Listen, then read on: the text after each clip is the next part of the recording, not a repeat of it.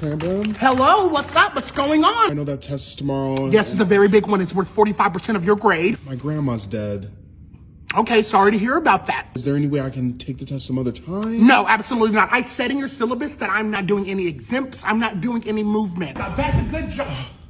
Mrs. Tramblin, I'm so sorry that I'm late. Let me do this for you. Help you turn around and go back outside. It's the bus. I ran all You guys! What did I say in the syllabus? No tardies. Gonna be late to my class? Then that means my class wasn't that important. I have my degree. You guys do. This amount of molecules have... Dwayne, are you on the phone? No. Give me the phone. Give me the phone. No phone. Tell your mother to come and get it if she really needs it. Next to Vila. I am so sorry. What is that? It's just orange juice. But what did the syllabus say? I don't allow food or drink in my what? In my class. Hand it over. It's just orange juice.